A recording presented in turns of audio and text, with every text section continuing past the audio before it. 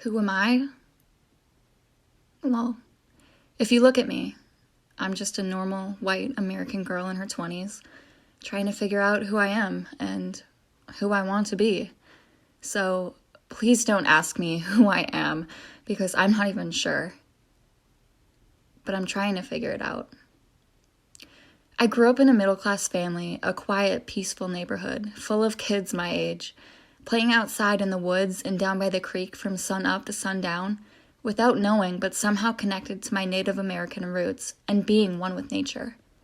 Yes, I have olive skin tone and dark features, but I do not have black silky hair, a native nose, nor do I wear turquoise jewelry, burn sage, or know how to cook fried bread or buffalo stew. My name is Haley Cherry, but my grandmother and ancestors know me as Shashek Shawinga, Eagle Woman. I am religious, yet spiritual and one with nature. I am Christian and have been baptized in a Catholic church and believe in Jesus Christ, my Creator, as much as I believe in Mother Earth and reincarnation, the religion of my tribe. A naming ceremony is required as your first step to being considered indigenous. This usually happens as a baby, and you must live up to your name. My ceremony was held on a summer's day in the backyard of my grandparents' house. I was about a year old at the time. A bunch of my relatives drove into St. Paul from our two reservations, one in Wisconsin and the other in Nebraska. Being only a year old, I do not remember much from this day, but as my grandmother has told me through stories, which are very important to Native culture, I was passed around to the elders of the tribe who took a long time to study me and connect to my soul. Others around me, my family, feasted on traditional ho-chunk meals. The eldest in the tribe lifted me up after hours of studying me and says, "Aha, I know who she is," as he lifts up the burning sage and waves it around me. "I introduce to you the newest member of our tribe, Shashek Shawinga, Eagle Woman." Really? It took you hours to come up with that name? What the heck does it even mean to be an Eagle Woman? Could it get any more generic? Just Eagle Woman? What does that even mean? What did my elders see in me at just 1 year old? How should I live my life to live up to this name and my ancestors' expectations of me? A part of me feels like I shouldn't even be curious about this culture because I've ignored it for so long. Do I even have the right to call it my culture? That I belong to a tribe? I didn't grow up on a reservation or even know the Ho-Chunk language. I don't even reach the minimum level of blood quantum to receive benefits from my tribe. If I don't have enough Indian blood, should I even say that I'm American Indian?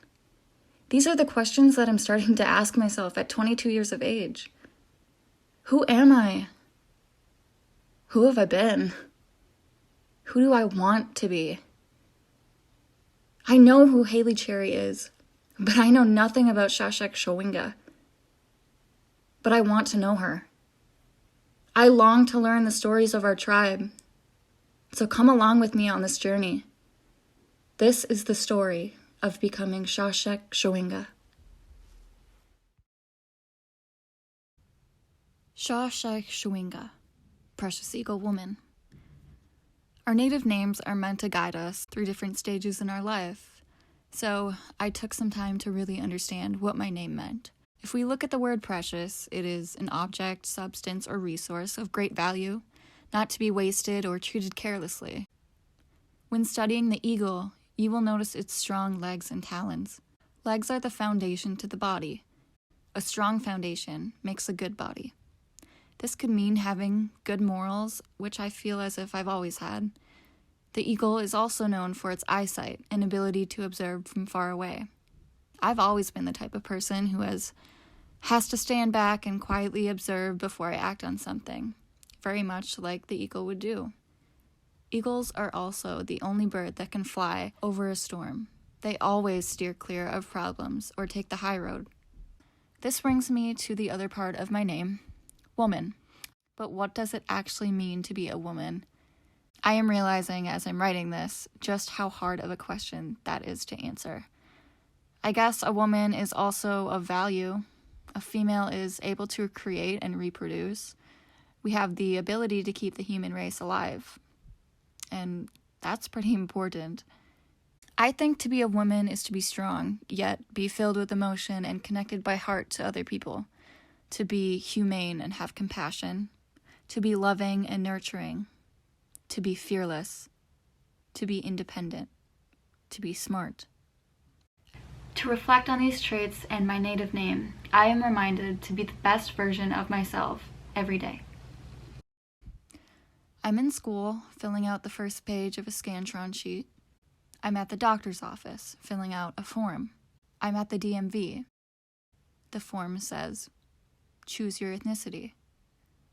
White, African American, Native Hawaiian, Chinese, Korean, Japanese, Asian Indian, American Indian, Hispanic, Latino, Mexican, Cuban, Puerto Rican. Choose? Choose only one? Well, I'm white, but I'm also Native American. But am I enough Native American? So let's talk about blood quantum. Blood quantum laws, or Indian blood laws, are the laws in the United States that define Native American identity by percentages of ancestry. You must have 25% or more of Indian blood to receive benefits from your tribe, such as health insurance and money made from the casinos on the reservations. I am only 18%. My father is 37, his mom, my grandmother, 75%. My grandfather, none. My mother, none. Each generation, the person or child's blood quantum is cut in half unless his or her other parent is also Native American. For a long time, I have let my blood percentage define my ethnicity. But if everyone who was less than 25% didn't identify as some Native American, then how would our tribe carry on? Just because my father did not marry a Native American woman does not mean that I am not Native American. Now, my favorite part about my heritage are the stories about reincarnation, Earth, and our Creator. We have a Creator who made us, but we don't necessarily connect with our Creator in European traditional ways. Our traditional ways are connecting with our Creator through Mother Earth. Mother Earth gives us everything that we need to survive. Therefore, we must worship the Earth. Reincarnation is also another strong religious belief in our Ho-Chunk community, especially the Eagle clan. When we die, we believe that we either come back as a human in order to experience everything life has to offer that we might have missed or didn't experience in our past lives. If our Creator determines that our life, or multiple lives, have fulfilled everything He wanted us to experience, then we get to live as eagles and look over our loved ones remaining on the earth. My grandmother has always told me that deja vu is just a memory from one of our past lives. Not only did our Creator make the earth, but also created the universe, the sky, and stars. We rely on stars for navigation, to tell us the way to go, that our Creator laid the stars to help us, that our home is within these stars. I've wondered, is this why when I look at the stars I feel homesick? Because heaven is there, or have I visited a place among the stars before in a previous life? Pictures drawn in caves by my ancestors and even people of other tribes all around the country, even in other parts of the world, have told stories regarding the above people, meaning aliens or other beings that have visited Earth to help us. Of course, this is all mythical storytelling because, well, there is no physical evidence of beings arriving to or leaving Earth. But a lot of people, even today, believe in life outside of our solar system, including myself. And it's comforting to know that my longtime ancestors believed the same thing and might have actually experienced it. It makes me feel somewhat connected to them. That's what this whole journey's been about. Learning more about my ancestors and seeing similarities within myself, making me feel more connected to my Native American roots. Before you become something or let something be a part of you, you must learn it, study it, so that you can fully embrace it. While learning about the Ho-Chunk Nation and the stories of my ancestors, I felt a sense of overwhelming familiarity. There have been certain parts in who I am that I have questioned. Why am I like this? Why do I feel like I should believe in this? It's like a magnet pulling me, but I never knew why. Learning about my family's past has filled the cracks in my soul that I once questioned. It was just a matter of choosing to start the search, finding what was going to fill those cracks. My ancestors have fought for their land, even lost some of it, experienced violence, death, and discrimination just to live the life they wanted. Their culture, land, and identity was taken away from them. Today, our reservation, along with many others around the country, are still trying to preserve their way of life. Ho-Chunk translates to the people of the big voice. My generation must continue telling these stories by using our voices to continue the beliefs and ways of life of the tribe. We cannot let our culture die out. For the rest of my life, I will carry on a relationship with Mother Earth, respect her, and walk in beauty, as we would call it. Sometimes in the art of becoming, you figure out who you've been all along.